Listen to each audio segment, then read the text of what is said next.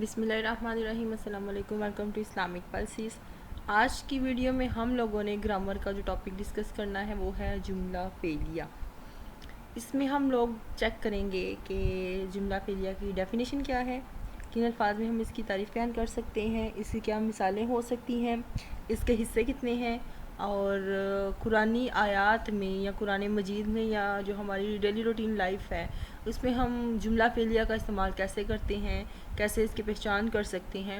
تو سب سے پہلے ہم جملہ فعلیہ کی ڈیفینیشن یا اس کی تعریف دیکھتے ہیں۔ تو جملہ فعلیہ وہ جملہ ہوگا جو کہ فعل سے شروع ہوگا، جس کا آغاز فعل سے ہوتا ہے، جس کی ابتدا فعل سے ہوگی، اس کو ہم جملہ فعلیہ کہتے ہیں۔ اور دوسرے الفاظ میں اس کی جو تعریف ہم کر سکتے ہیں، اس میں جو ہے جی فعل اور فاعل اس سے یہ مل کر بنتا ہے، اس کو ہم بولیں گے جملہ فعلیہ۔ یعنی کہ جس جملے کا آغاز یا ابتدا فعل سے ہوگی اور ساتھ میں فاعل بھی موجود ہوگا، ان دونوں کا یہ مجموعہ ہوگا تو اس کو ہم جملہ فعلیہ بولیں گے۔ اب یہاں پر اس کی ایک مثال آ رہی ہے جی قرآن مجید سے، سمی اللہ لمن حمدہ۔ سامیہ، اب دیکھیں سامیہ جو ہے نا وہ فعل ہمارے پاس آ رہا ہے کہ سن لی ہے اللہ اللہ نے، تو سامیہ ہمارے پاس فعل ہے اور اللہ ہمارے پاس موجود ہے فاعل، تو اس طرح یہ بن گیا جملہ فعلیہ۔ مزید اس کی ایگزامپل ہے جیسے جاء زید، اب جاء یہاں پر جو ہے وہ ہوگا ہمارے پاس فعل اور ساتھ ہی ہمارے پاس فاعل موجود ہے، وہ ہے زید، تو اس طرح یہ جملہ اسمیہ کی پہچان ہوگی۔ اگلی مثال ہے سامیہ بکر، تو یہاں پر سامیہ جو ہمارے پاس فعل ہوگا اور بکر ہمارے پاس فاعل موجود ہے، تو اس طرح یہ جملہ فعلیہ کی کچھ مثالیں ہیں۔ اب اس کے ہم حصے دیکھتے ہیں، تو یہ دو حصے ہوتے ہیں، ٹھیک ہے، ایک ہے فعل اور دوسرا ہے فاعل۔ اور اردو میں جیسے ہم لوگ گرامر چیک کرتے ہیں تو اردو میں جملہ فعلیہ کی پہچان یہ ہوتی ہے جناب کہ اس میں فاعل پہلے آ جاتا ہے، ٹھیک ہے، فعل فاعل اور مفعول کی بنیاد پر بنتا ہے جملہ فعلیہ۔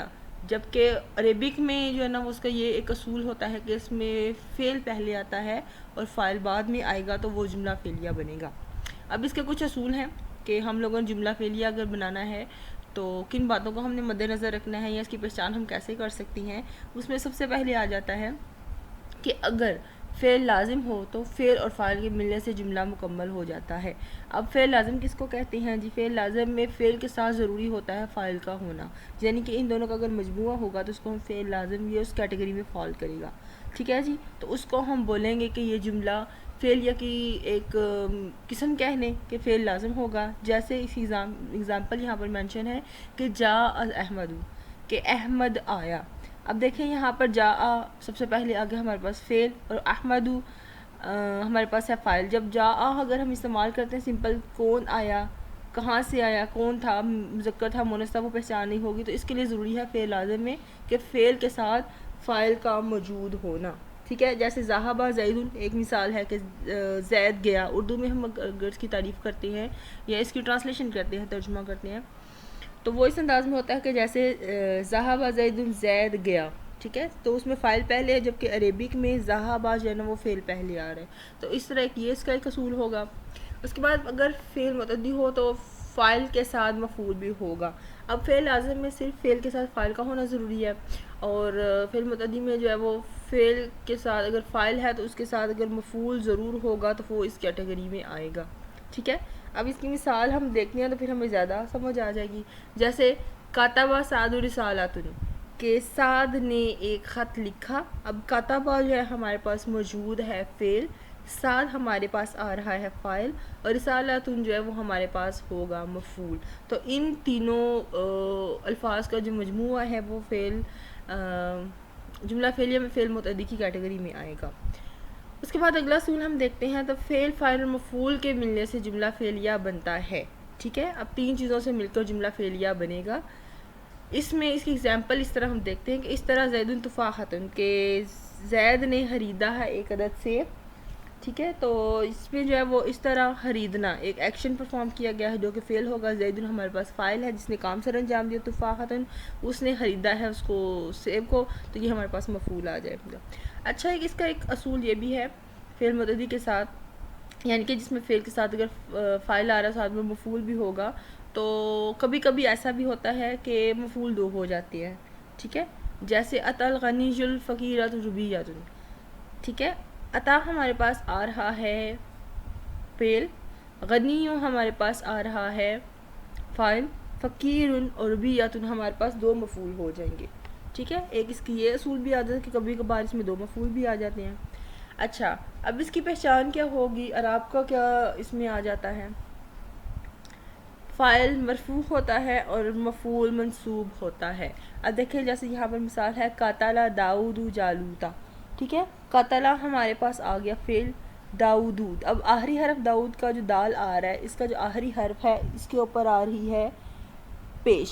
ٹھیک ہے، اور جالوتا ہمارے پاس ہے مفعول اور اس کے اوپر آخری حرف پر ہمارے پاس آ رہا ہے زبر کی علامت. تو اس کی ایک پہچان یہ بھی ہوگی کہ فاعل جو ہے نا وہ ہوگا ہمارے پاس مرفوع، اور جو ہمارے پاس مفعول آ رہا ہے وہ اس کی پہچان یہ ہوگی کہ اس کے آخری حرف جو ہے اس پر زبر کی علامت ہوگی.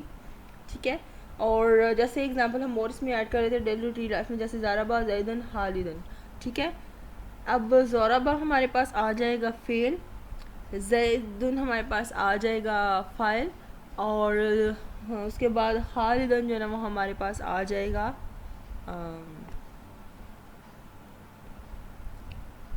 مفعول. اس کے بعد کبھی کبھار ایسا بھی ہوتا ہے کہ فعل سے یہ نا شروع ہوتا ہے اور پھر فاعل اور مفعول پر اس کی تکمیل ہو جاتی ہے، یعنی کہ عربی میں پہلے فعل آیا پھر فاعل اور پھر مفعول. لیکن کبھی کبھی ایسا بھی ہوتا ہے کہ جو فاعل ہے وہ فعل سے کبھی پہلے بھی آ جاتا ہے، جیسے ایاک نعبد. ٹھیک ہے، کبھی کبھار ایسا بھی ہوتا ہے کہ فاعل جو ہے وہ فعل سے پہلے بھی آ جاتا ہے. اس کی اگزامپل کیا ہوگی، ایاک نعبد. اور ایک رول اس کا یہ بھی ہے، جیسے ہم نے جملہ اسمیہ میں پڑھا تھا کہ اگر وہ مونس ہے تو مونس اس کا مبتدا اور خبر بھی مونس ہوتی ہے، اور مبتدا اگر مذکر آ رہا ہے تو وہ مذکر ہوگی. اور یہاں پر بھی اس کا یہی ہے رول کہ فاعل اگر واحد ہے تو تثنیہ یا جمع ہونے کی صورت میں فعل جو ہے نا وہ ہمیشہ واحد ہی رہے گا. جیسے جاء ہمارے پاس ہے جی فعل، طالبن ہمارے پاس آ رہا ہے آگے فاعل، پھر آ رہا جاء طالبان. اب دیکھیں یہاں پر مفرد کے بعد تثنیہ کا صیغہ آ رہا ہے. جاء ہمارے پاس مفرد میں آ رہا ہے، واحد میں آ رہا ہے فعل، اور طالبان یعنی کہ 2 طالبہ جو ہے نا وہ ہمارے پاس آئیں تو یہ تثنیہ کا صیغہ آ رہا ہے ساتھ میں، تو فعل جو ہے نا ہمارے پاس مفرد کی شکل میں آ رہا ہے. اس کے بعد اگلی مثال ہے کہ جاء طلاب، کہ جاء فعل مفرد ہے اور آگے ہمارے پاس جمع کا صیغہ آ رہا ہے. تو ایک یہ اس کا رول ہوگا کہ ہمارے پاس فاعل وہ واحد ہے، تثنیہ ہے، جمع ہے، جون سی بھی اس کی صورت ہے، فعل جو ہے نا وہ ہمیشہ جو ایکشن ہے وہ واحد ہی رہے گا. غیر ذوی الاصول آ جاتا ہے، جس کو ہم آخری اصول بھی ایک طرح سے کہہ سکتے ہیں، کہ جو غیر ذوی الاصول ہے اس کا جمع مکسر ہے بنانا ہے، اس کے لیے مونس کا صیغہ استعمال ہوگا. جیسے بنیت المساجد. اب غیر ذوی الاصول کسے کہتے ہیں، جو کہہ لیں کہ نان لیونگ تھنگس ہوتی ہیں. ٹھیک ہے، بلڈنگز ہیں یا جو اشیاء انسانوں کے تصرف میں آ رہی ہیں یا جو اس کائنات میں موجود ہے. اب جمع مکسر کس کو بولیں گے، جمع مکسر کا مطلب ہوتا ہے جی مکسر کہتے ہیں ٹوٹا ہوا، اور یہ جمع کی قسم آ رہی ہے تو اس کا ہم نے مونس کا صیغہ بنانا ہے، تو وہ اس کی ایگزامپل ہم نے ساتھ ایڈ کی ہے. قرآنی آیات میں بھی جو ہے نا وہ جملہ فعلیہ کا استعمال کیا گیا ہے. جیسے ہم دیکھتے ہیں وَلَا تَتَّبِعُوا خُطُوَاتِ الشَّيْطَانِ، اس میں تَتَّبِعُوا ہمارے پاس آ جاتا ہے فعل اور ساتھ میں فاعل کا استعمال کیا گیا ہے. تو اس سے ہمیں آئیڈیا ہو جائے گا کہ یہ جملہ اسمی فعلیہ ہے، لیکن ساتھ میں یہ منفی کی آ رہا ہے. وَلَا تَتَّبِعُوا کا مطلب اگر نہ تم پیروی کرو. پھر وَلَا يُرِيدُ بِكُمُ الْعُسْرَ، اس میں یرید جو ہے ہمارے پاس فعل آ رہا ہے. اجیب دعوت دائی، اسی طرح وَيَسْتَرُونَ بِهِ ثَمَانًا قَلِيلًا، تو یشترون ہمارے پاس یہاں پر آ جاتا ہے فعل.